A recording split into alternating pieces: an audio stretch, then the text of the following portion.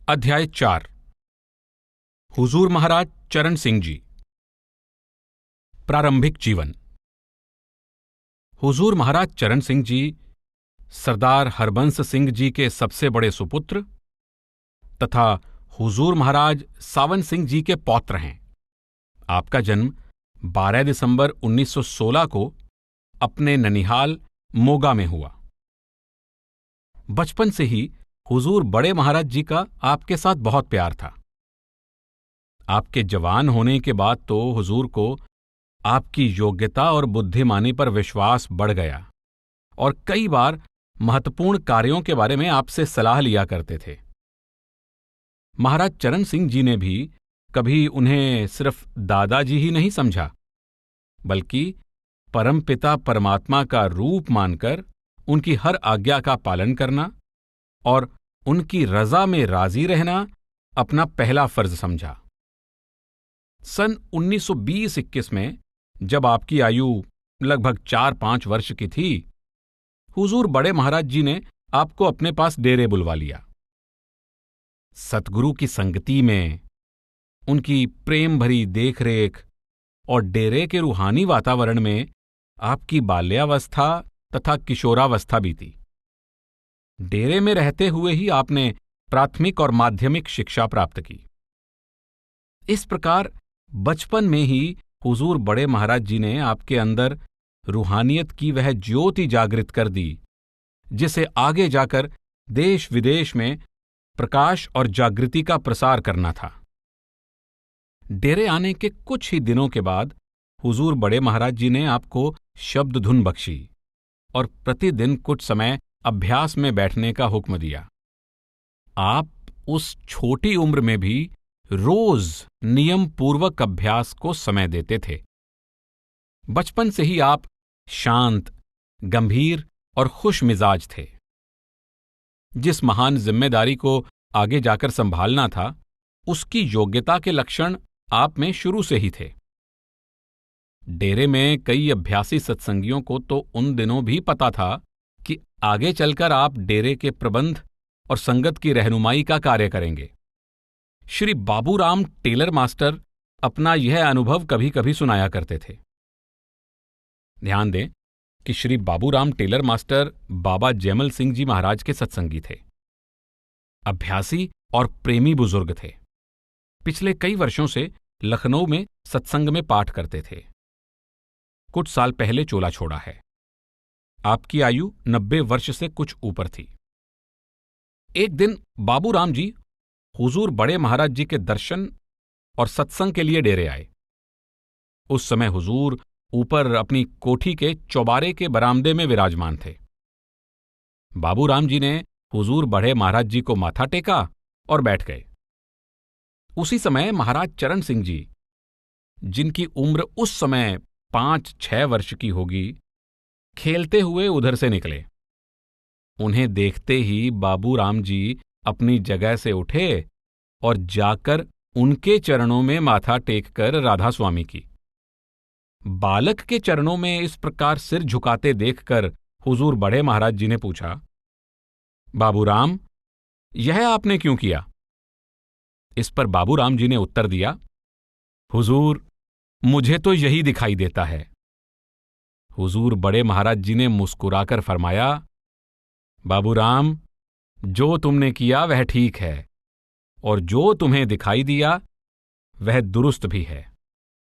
डेरे आने के कुछ समय बाद महाराज चरण सिंह जी ने बलसराय के प्राइमरी स्कूल में पढ़ाई शुरू की। स्कूल डेरे से करीब 1 मील दूर था और आप पैदल ही स्कूल जाते थे। पढ़ाई के बाद बाकी समय आप हुजूर बड़े महाराज जी के पास रहते। सत्संग बड़े प्रेम से सुनते। जब आप 6 या 7 वर्ष के थे, तब एक दिन अपने कुछ साथियों के साथ आप हुजूर बड़े महाराज जी की सेवा में उपस्थित हुए और अर्ज की, महाराज जी, हम भी सेवा करना चाहते हैं, कोई सेवा बताइए। हुजूर दीनदयाल बालक के इस निश्चल और सरल निवेदन पर बड़े प्रसन्न हुए और बीबी रली से फरमाया कि प्रसाद हो तो लाओ, इन्हें दें। असली प्रसाद तो वही है जो सतगुरु प्रसन्न होकर बिना मांगे अपनी दया से दें। हुजूर ने सब बच्चों को अपने हाथ से बेसन के लड्डुओं का प्रसाद दिया और महाराज चरण सिंह जी से कहा, डेरे में आवारा कुत्ते बहुत हो गए हैं। तुम्हारी सेवा यही है कि कुत्तों को डेरे से बाहर भगा दो। दूसरे सब बच्चे तो प्रसाद लेकर हंसते हुए बाहर निकल गए, लेकिन यह निराला बालक भोलेपन के साथ हुजूर महाराज जी के चरणों में झुका और माथा टेककर बोला, लाठी मारे बिना तो कुत्ते निकलेंगे नहीं, हमें उनको मारने का पाप तो नहीं लगेगा। यह सुनकर हुजूर ने बड़े प्यार के साथ कहा, नहीं बेटा, तुम्हें कोई पाप नहीं लगेगा, यह संगत की सेवा है। बच्चे की इस सरलता और भोलेपन ने पास खड़े सभी के हृदय में प्रेम की एक हिलोर उठा दी। हमने सोचा था कि बच्चे कुत्तों को क्या निकाल सकेंगे, हुजूर बड़े महाराज जी ने तो उन्हें खुश करने के लिए ऐसे ही टाल दिया है। परंतु 1-2 दिन बाद डेरे में एक भी कुत्ता ना देखकर हमें बड़ा आश्चर्य हुआ। इस बालक ने बड़ी तत्परता के साथ यह सेवा संभाली और इस छोटी उम्र में ऐसी बुद्धिमत्ता और सूझबूझ का परिचय दिया कि लोग प्रशंसा किए बिना न रह सके। डेरे में आने के कई दरवाजे थे। इन सब दरवाजों पर आपने 2-2 लड़कों को खड़ा कर दिया। सिर्फ एक पश्चिम की ओर का दरवाजा खुला रखा गया। उसी दरवाजे से सभी कुत्तों को घेर कर बाहर निकाल दिया गया। फिर वहां भी आपने 2 लड़कों को खड़ा कर दिया ताकि कुत्तों को वापस न आने दिया जाए। इस प्रकार कुत्तों को डेरे से बाहर भगा दिया गया। बलसराय गांव में प्राइमरी शिक्षा के बाद आपने बाबा बकाला के हाई स्कूल में प्रवेश लिया। बाबा बकाला डेरे से करीब 3 मील दूर है। उन दिनों बाबा बकाला जाने के लिए खेतों में से होते हुए पैदल जाना पड़ता था। आप इतनी छोटी आयु में रोज ही 3 मील पैदल आते और जाते थे। इस प्रकार आपको बचपन से ही पैदल चलने का शौक और अभ्यास हो गया।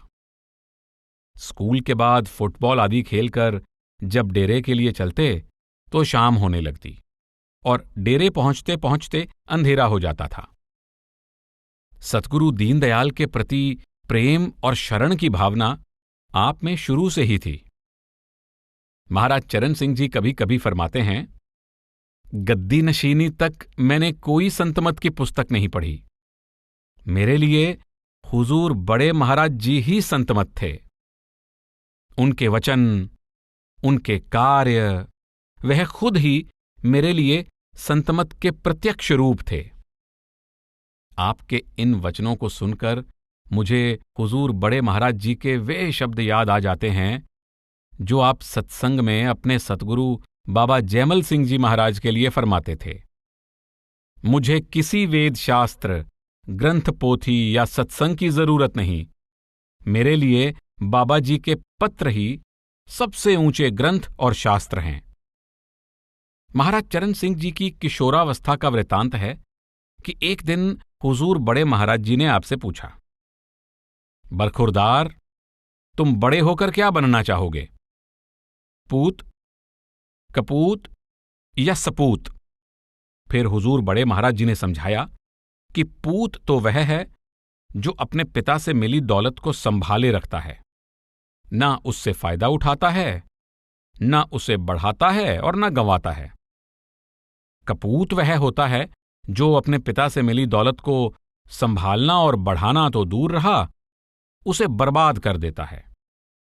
और सपूत वह है जो अपने पिता से मिली दौलत की कद्र करता है, उसका उचित उपयोग करता है, उसे बढ़ाता है और अपने पिता का नाम रोशन करता है। यह समझाने के बाद हुजूर बड़े महाराज जी ने आपसे फिर पूछा, तुम क्या बनना चाहोगे? आपने बड़ी सरलतापूर्वक जवाब दिया, जी तो सबका सुपूत बनने को करता है, लेकिन सब कुछ आपके हाथ में है। जो भी आपकी मौज है बना दीजिए। यह शरण और गुरु भक्ति की भावना आप में बचपन से ही थी। बचपन में बीबी रली आपकी देखभाल करती थीं। बीबी रली को आप बुआ जी कहते हैं और अब सारी संगत ही उन्हें बुआ जी कहकर पुकारती है। बुआ जी सुनाती हैं कि महाराज चरण सिंह जी बचपन से ही शांत और सहनशील थे। अगर आपकी कोई वस्तु दूसरे बच्चे ले लेते तो आप उन्हें कुछ ना कहते, बल्कि वापस भी ना मांगते। परिवार के दूसरे बालक अक्सर आपके नए कपड़े, कलम आदि ले लेते।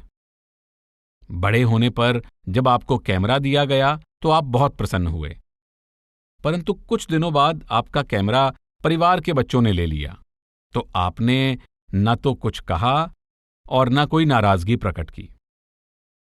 एक बार बुआ जी ने आपके लिए नए जूते मंगवाए और स्कूल जाते समय पहना दिए। आप रोज की तरह बाबा बकाला की ओर पैदल चल पड़े। जब करीब 2-3 फरलांग ही गए होंगे कि जूते पैरों में लगने लगे, क्योंकि नाप से जरा छोटे थे। चलना मुश्किल हो गया, इसलिए आपने जूते खोलकर एक झाड़ी में रख दिए और नंगे पैर चल पड़े। शाम को वापस लौटते समय झाड़ी में से जूते ले लिए और उन्हें पहनकर डेरे आ गए। यह सिलसिला रोज चलने लगा। आप डेरे से कुछ दूर जाकर जूते खोल देते और खेतों तथा उबड़ खाबड़ रास्तों पर नंगे पैर चलते हुए 3 मील दूर स्कूल पहुंचते और शाम को वापस आते समय पहन लेते। शिकायत करना आपके स्वभाव में था ही नहीं। हुजूर बड़े महाराज जी उन दिनों रोज शाम को घूमने के लिए डेरे से बाहर जाया करते थे। एक दिन हुजूर उस ओर चल पड़े जिस ओर से आप स्कूल से लौटकर आते थे। शाम का समय था, आप वापस आ रहे थे। हुजूर ने आपको आते देखा तो भाई शादी से कहा, देखो काके के पैरों में शायद जूते नहीं हैं। जब आप पास आए और हुजूर को माथा टेका तो हुजूर ने पूछा कि जूते कहाँ हैं। आपने अर्ज की कि जूतों को पहनकर चला नहीं जाता, इसलिए यहीं झाड़ी में रखे हैं। हुजूर बड़े महाराज जी प्यार के साथ आपको डेरे लाए और बीबी रली को दूसरे जूते मंगवाने का आदेश दिया। आप कभी किसी बात की शिकायत करना तो दूर रहा, नाराजगी तक प्रकट ना करते थे। हुजूर बड़े महाराज जी आपको बहुत प्यार करते थे। उन दिनों जब भी हुजूर सिकंदरपुर जाते तो आपको अपने साथ ले जाते और साथ ही वापस ले आते। आपके लिए डेरा ही घर था तथा हुजूर बड़े महाराज जी ही माता पिता और परिवार थे। उस छोटी उम्र में भी आपकी हुजूर के प्रति गहरी भक्ति और प्रीति थी। श्री दुर्गा दास सहगल, जो आजकल चंडीगढ़ में पर्यटन विभाग के संचालक हैं, अपना आंखों देखा एक वृत्तांत सुनाते हैं। तब महाराज चरण सिंह जी की आयु 10-11 वर्ष की थी। एक दिन शाम को स्कूल से लौटने पर आपने हुजूर बड़े महाराज जी के चरणों में माथा टेका और दोनों बाहों से चरणों में लिपट गए। हुजूर ने आपको प्यार के साथ थपथपाते हुए फरमाया, बेटा मैं तुझसे बहुत खुश हूं, बता तुझे क्या चाहिए। आपने उत्तर दिया कि कुछ नहीं चाहिए। हुजूर ने फिर पूछा, जो भी तू मांगे मैं देने को तैयार हूं। आपने फिर वही जवाब दिया। हुजूर दीनदयाल ने तीसरी बार वही वचन दोहराए। इस पर आपने बड़ी नम्रता से अर्ज की, मुझे तो सिर्फ आप ही चाहिए। बालक का यह उत्तर सुनकर बड़े महाराज जी का चेहरा मुस्कान से खिल उठा और खुश होकर फरमाया, बेटा तुम मुझे पाओगे। पढ़ाई के दिनों में भी आप संगत की सेवा करते रहते। कुत्ते भगाने की सेवा के बाद आपको लंगर में लालटेन साफ करने की सेवा मिली। उन दिनों डेरे में बिजली नहीं थी। मिट्टी के तेल की लालटेन और चिमनियां जगह जगह रखकर जलाई जाती थीं। उन्हें रोज साफ करके तेल आदि भरकर तैयार किया जाता था। मिट्टी और तेल के धुएं से काली हुई लालटेन को साफ करने की सेवा में आप भी बड़े प्रेम के साथ हाथ बटाते। इसके बाद दूसरी सेवा जो आपने कुछ बड़े होने पर संभाली और जिसे आप बहुत दिनों तक करते रहे, वह थी संगत के जूतों की संभाल। आज यह सोचकर रोंगटे खड़े हो जाते हैं कि खुद सत्पुरुष हमारे जूते संभालते रहे। उन दिनों हजारों व्यक्ति अपने जूते मैदान में ही उतारकर सत्संग सुनने चले जाते थे। इसलिए सत्संग की समाप्ति पर बड़ी गड़बड़ होती थी और कई लोगों के जूते गुम हो जाते थे। आपने इस सेवा का बहुत अच्छा प्रबंध किया। स्त्रियों और पुरुषों के जूते अलग अलग रखने का प्रबंध किया, टोकन बनवा दिए और जूते रखने के लिए खाने बनवाए। अभी तक जूते रखने की यह व्यवस्था चली आ रही है। ध्यान दें कि आजकल यह व्यवस्था बंद कर दी गई है। अपनी युवावस्था में जब भी आप डेरे आते तो कोई ना कोई सेवा जरूर करते।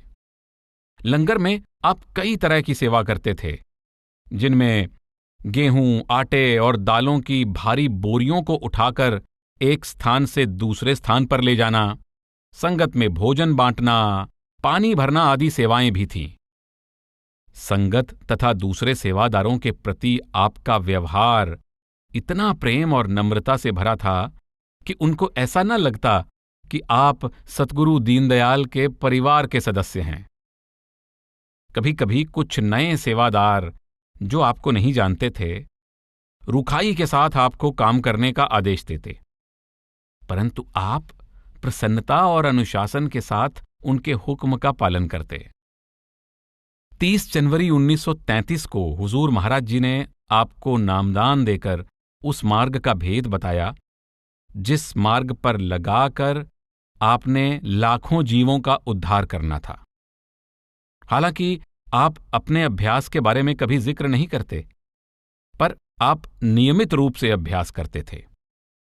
कॉलेज के दिनों में आपका ख्याल सत्संग और भजन सिमरन की ओर इतना ज्यादा हो गया कि हुजूर बड़े महाराज जी ने आपसे फरमाया कि अभी तुम्हारा भजन करने का वक्त नहीं आया है, अभी अपनी पढ़ाई की ओर अधिक ध्यान दो।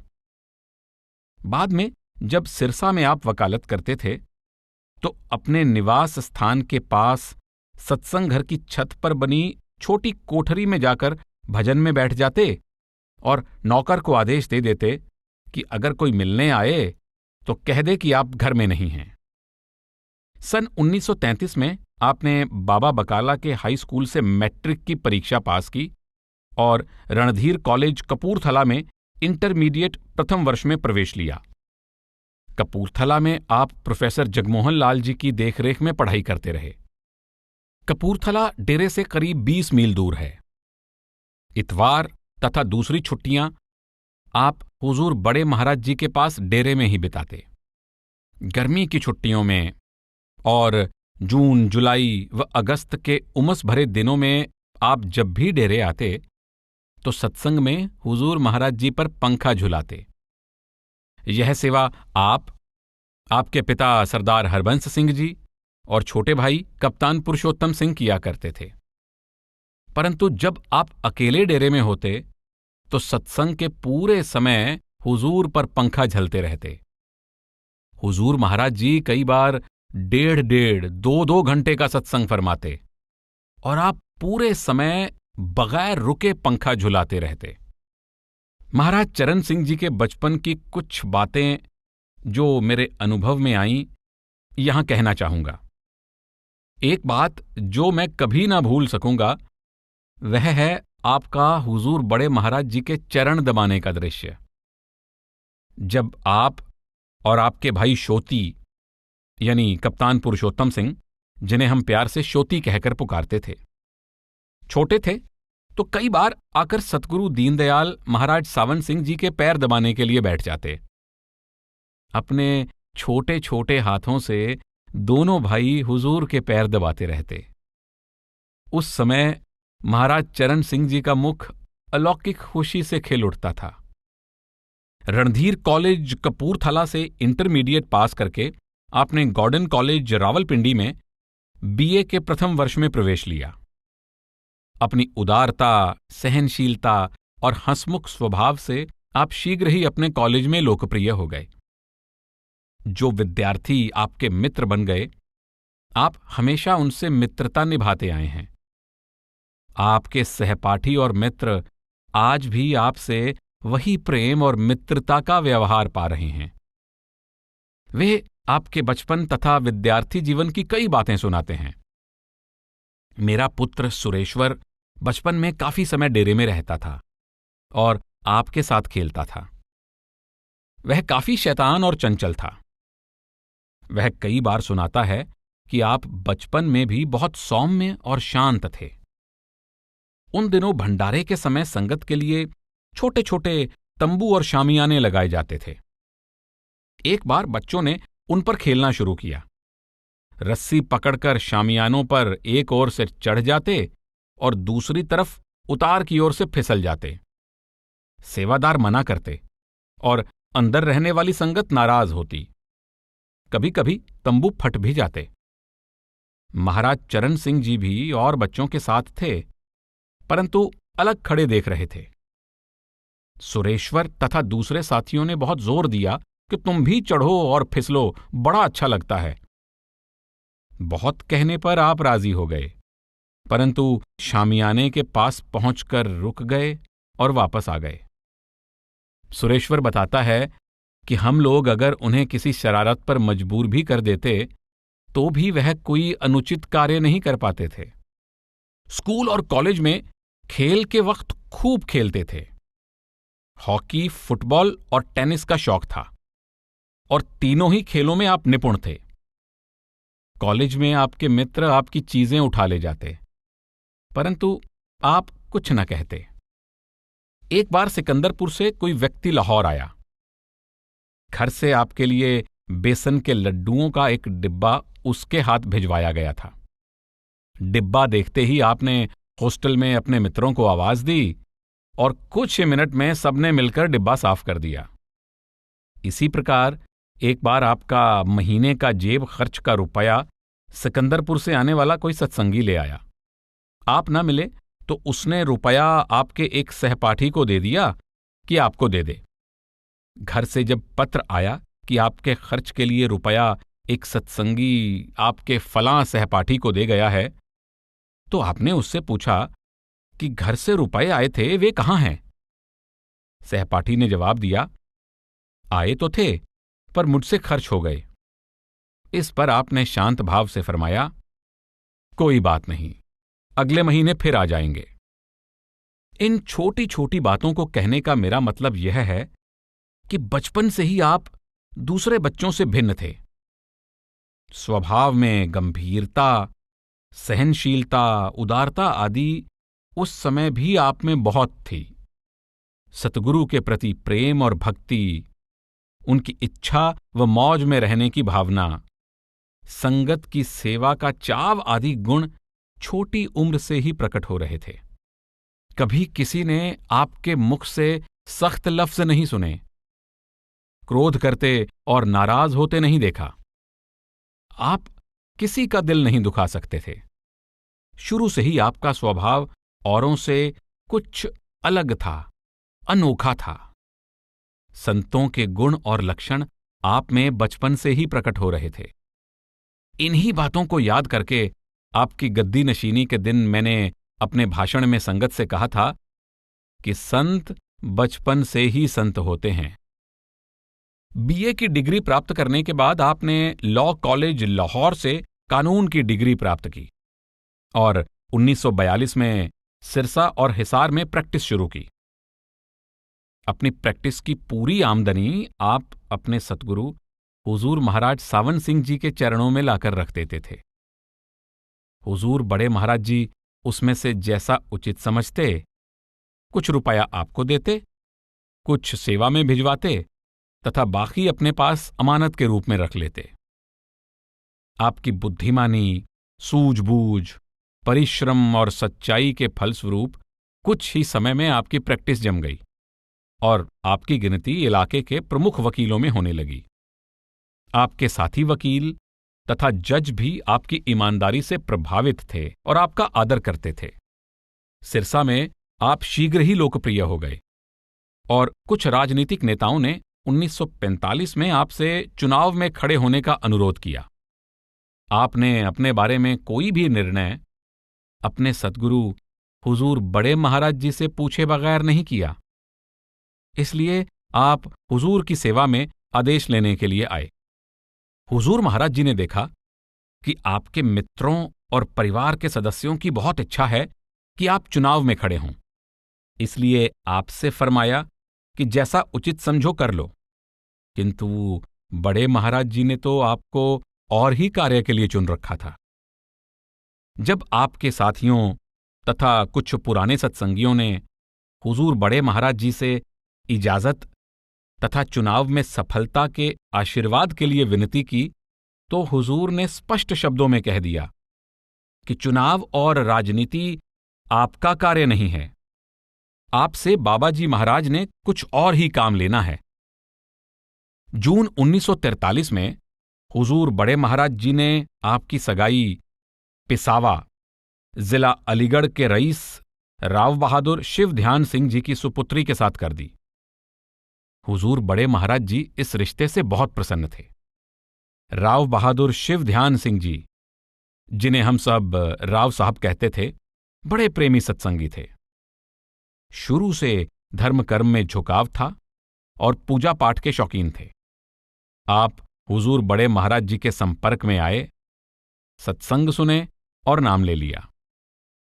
पूजा पाठ छूट गया और सतगुरु की कृपा से नाम के रंग में रंग गए। रईस और जागीरदार होते हुए भी आप में नम्रता कूट कूट कर भरी हुई थी। गुरु और गुरु की संगत के प्रति बहुत प्रेम था। आपकी प्रेम भरी विनती के फलस्वरूप हुजूर महाराज जी मई 1943 में सत्संग के लिए पिसावा भी गए थे। वहां हुजूर ने राव साहब के बड़े पुत्र कुंवर रामकिशन सिंह तथा आपके परिवार के सदस्यों और कई दूसरे लोगों को नाम बख्शा था। 25 नवंबर 1944 की सुबह हुजूर महाराज चरण सिंह जी का शुभ विवाह पिसावा में राव साहब की सुपुत्री हरजीत कौर के साथ संपन्न हुआ। बारात में हुजूर सावन सिंह जी महाराज, परिवार के लोग तथा कई प्रमुख सत्संगी शामिल थे। हुजूर बड़े महाराज जी ने पिसावा में 2-3 सत्संग भी बख्शे। राव साहब ने बड़े प्रेम से खातिरदारी की। इससे सब बाराती बहुत प्रभावित हुए तथा हुजूर महाराज जी बहुत प्रसन्न हुए। सतगुरु के परिवार के इतने निकट आ जाने पर भी राव साहब की नम्रता और सतगुरु के प्रति भक्ति में कोई कमी नहीं आई। हुजूर बड़े महाराज जी के बाद सरदार बहादुर जी महाराज के प्रति भी राव साहब का वही भाव बना रहा।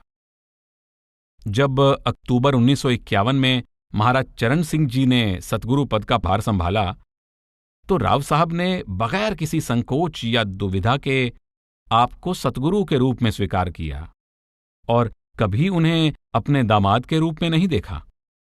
अपनी सुपुत्री बीबी हरजीत कौर को भी आपने उस दिन से कभी नाम लेकर नहीं बुलाया और हमेशा उनका आदर करते रहे। राव साहब ने 12 जनवरी 1964 को 76 वर्ष की आयु में चोला छोड़ा। सितंबर 1947 में सरकार ने महाराज चरण सिंह जी को सिरसा में जज यानी न्यायाधीश के पद पर नियुक्त करने का निश्चय किया। आपके परिवार के लोग, मित्र तथा प्रियजन बहुत प्रसन्न हुए, परंतु आपने अपने सतगुरु की आज्ञा के बिना इस बारे में कोई भी निर्णय लेना स्वीकार न किया। सितंबर के अंत में हुजूर महाराज सावन सिंह जी बीमार थे और इलाज के लिए अमृतसर तशरीफ ले गए थे। हुजूर की सेहत का समाचार सुनकर आप भी अमृतसर आए। जब हुजूर की सेहत कुछ ठीक हुई तो 1-2 पुराने सत्संगियों ने हुजूर से अर्ज की कि पंजाब की सरकार सरदार चरण सिंह जी को जज बनाना चाहती है। इस पर बड़े महाराज जी ने फरमाया, नहीं, यह काम इनके लिए नहीं है। कुछ लोग फिर भी हुजूर से अर्ज करते रहे। एक दिन एक प्रमुख सत्संगी, जो खुद एक रिटायर्ड सेशन जज थे, ने महाराज जी से काफी जोर देकर विनती की कि हुजूर बड़े महाराज जी इन्हें जज का पद स्वीकार करने की इजाजत दे दें। हुजूर ने उत्तर दिया, जज बनने में क्या रखा है? जज क्या होता है? यूं ही इन पर इस ओर जाने का दबाव मत डालो। फिर हुजूर बड़े महाराज जी ने आपसे कहा, बेटा, जज बनकर क्या करना है? देख तो सही बाबा जी की क्या मौज है। कुछ देर बाद हुजूर ने फरमाया, अब प्रैक्टिस छोड़ दे और फार्म पर अपने पिता की मदद कर, उनकी सेहत कमजोर हो रही है। इस आदेश का पालन करते हुए आपने अपनी बहुत अच्छी प्रैक्टिस छोड़ दी। अक्टूबर 1947 से 2 अप्रैल 1948 तक आप हुजूर बड़े महाराज जी की सेवा में ही रहे। हुजूर के ज्योति जोत समाने के बाद आप सिकंदरपुर आ गए और अपने पिताजी को फार्म के कार्य में सहायता देने लगे। आपने शीघ्र ही फार्म तथा शक्कर के कारखाने का पूरा भार बड़ी कुशलता से संभाल लिया। हुजूर के परिवार के सदस्य। हुजूर महाराज चरण सिंह जी के पिता सरदार हरबंस सिंह जी हुजूर महाराज सावन सिंह जी के सबसे छोटे सुपुत्र थे। आप हमेशा अपने सतगुरु और पिता के हुक्म में रहे। संसार का सब काम अपने सतगुरु का कार्य समझकर करते रहे। स्वभाव से आप शांत, गंभीर और हृदय के बड़े कोमल थे। जब हुजूर बड़े महाराज जी ने सिरसा में जमीनें खरीदी तो आपने वहां का कार्य संभाला। तब ये जमीनें बिल्कुल उजाड़ और ऊबड़ खाबड़ थीं। आपने दिन रात मेहनत करके उन्हें ठीक किया और उपजाऊ बनाया। अपनी सेहत की चिंता ना करके आप सुबह 2 बजे से उठकर कार्य करवाते और कई बार खुद घंटों ट्रैक्टर चलाते। जब हुजूर बड़े महाराज जी ने अपनी संतान में जमीन का बंटवारा किया तो सबको बुलाकर उनकी राय जाननी चाहिए। सरदार हरबंस सिंह जी ने अर्ज की, जी ये मेरे बड़े भाई साहब हैं, जो जमीन इन्हें पसंद हो वह दे दें। आपने बंजर पड़ी जमीन को स्वीकार करके फिर बड़ी हिम्मत और मेहनत से उसे उपजाऊ बना दिया। कुछ शुभ चिंतकों ने सुझाव दिया कि उन्हें वह जमीन ले लेनी चाहिए जिसे उन्होंने मेहनत करके उपजाऊ बनाया है। सरदार हरबंस सिंह जी ने उनको जवाब में लिखा, मुझे केवल हुजूर महाराज जी की प्रसन्नता और आशीर्वाद चाहिए।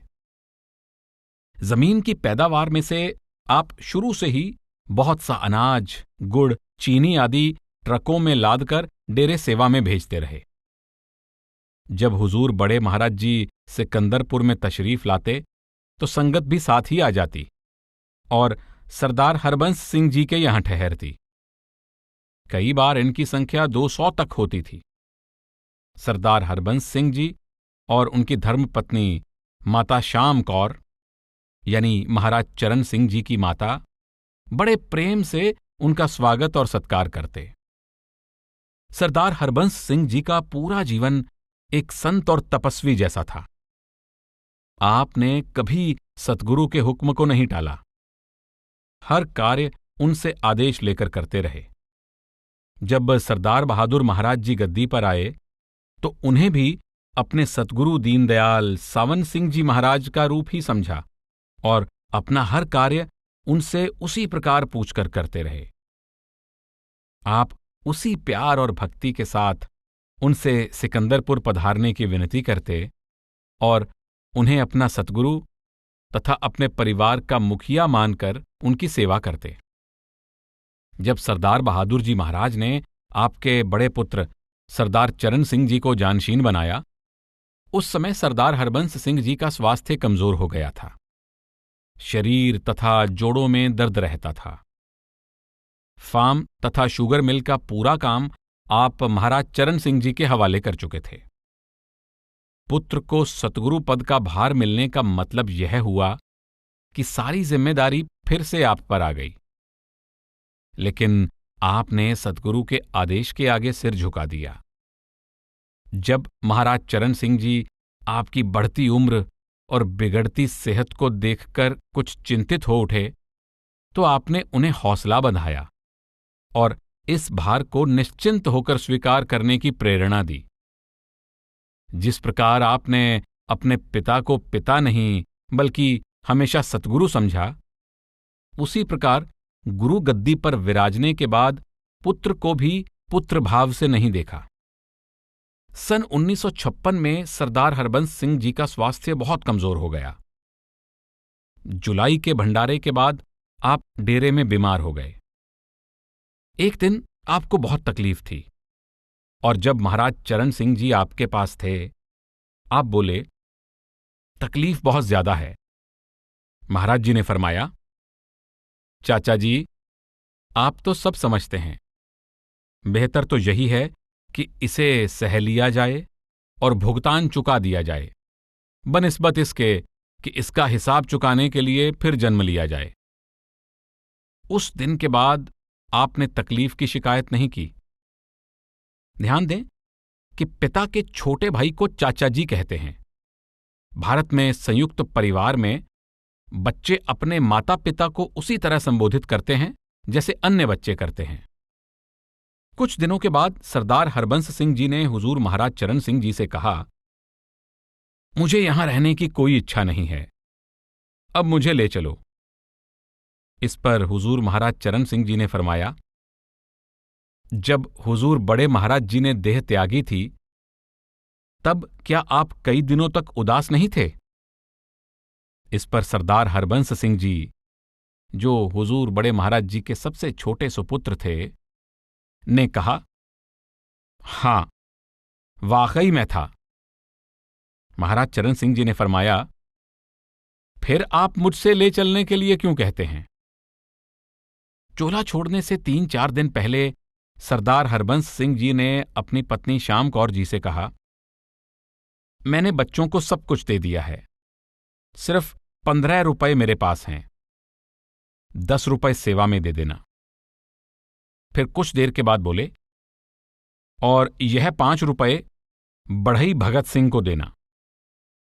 यह सबकी समझ से परे था कि उन्होंने 5 रुपए बढ़ई भगत सिंह को देने को क्यों कहा, जो डेरे में रहता था। सरदार हरबंस सिंह जी के चोला छोड़ने के बाद जब बढ़ई भगत सिंह को अर्थी तैयार करने के लिए बुलाया गया, तब परिवार वालों की समझ में आया कि यह रकम बढ़ई को बतौर पेशगी सरदार हरबंस सिंह जी ने उसकी अंतिम सेवा के लिए दी थी। 8 अगस्त 1956 के दिन आप हुजूर महाराज चरण सिंह जी से बोले, मुझे हुजूर महाराज यानी बड़े महाराज जी से पासपोर्ट तो मिल गया है, अब आपसे वीजा चाहिए। यह सुनकर महाराज जी कुछ क्षण मौन रहे, फिर बोले, अगर हुजूर महाराज जी ने इजाजत दे दी है तो मैं कैसे रोक सकता हूं। उस दिन के बाद से हुजूर महाराज चरण सिंह जी के पिताजी का ख्याल ज्यादा समय अंदर ही लगा रहा और 8-10 दिन बाद 16 अगस्त 1956 को इस नश्वर शरीर को छोड़कर सतगुरु दीनदयाल के चरणों में समा गए। दूसरे दिन सुबह संस्कार किया गया, परंतु अपने पिता के संस्कार से पहले हुजूर महाराज चरण सिंह जी ने सत्संग किया। आपने स्वामी जी महाराज का शब्द तजो मन यह दुख सुख का धाम लिया और हमेशा की तरह अपनी मधुर वाणी में प्रेम और शांति के साथ करीब 1 घंटे तक व्याख्या की। हुजूर की माता बीबी श्याम कौर जी मोगा के प्रतिष्ठित रईस स्वर्गीय सरदार प्रताप सिंह जी ज़ैलदार की सुपुत्री हैं। ध्यान दें कि माता श्याम कौर जी ने फरवरी 1996 को चोला छोड़ा। माता श्याम कौर जी के एक भाई सरदार तारा सिंह जी पटियाला हाईकोर्ट के जज थे। दूसरे भाई लाल सिंह जी अंग्रेजों के जमाने में फौज में कप्तान थे। कमांडर इन चीफ के सुझाव पर ब्रिटिश सरकार ने आपको इंग्लैंड में सम्राट जॉर्ज पंचम के एडीसी के पद पर नियुक्त किया था। तीसरे भाई सरदार प्रेम सिंह जी तहसीलदार थे। आपके चौथे भाई सरदार भाग सिंह जी ज़ैलदार हैं। गुरु भक्ति, प्रेम, सेवा की भावना और हृदय की विशालता के कारण सभी आपका सम्मान करते हैं। हुजूर बड़े महाराज जी जब भी सिकंदरपुर तशरीफ लाते तब माता श्याम कौर जी सुबह 3-4 बजे उठकर संगत के लिए दूध, चाय, नाश्ते आदि की सेवा स्वयं करतीं, फिर खाना बनातीं और यह सब काम रात को 11-12 बजे तक करती रहतीं। जब तक संगत खाना ना खा लेती, आप भी ना खातीं। एक बार का वृत्तांत है। जून का महीना था, सख्त गर्मी थी। दोपहर को 1 बजे के बाद माता श्याम कौर संगत को भोजन करवाकर खाना खाने जा रही थीं कि हुजूर बड़े महाराज जी ने आपको आवाज दी और फरमाया, बेटा, करीब 25 सत्संगी अभी अभी आए हैं, उन्हें खाना खिला दो। माता श्याम कौर सुबह 4 बजे से कामकाज में व्यस्त थीं। खाना खाकर कुछ देर आराम करने का ख्याल था, परंतु सतगुरु के वचन सुनते ही आपने फौरन खाना बनाना शुरू कर दिया। आपने अपने हाथ से तंदूरी रोटी बनाना शुरू किया।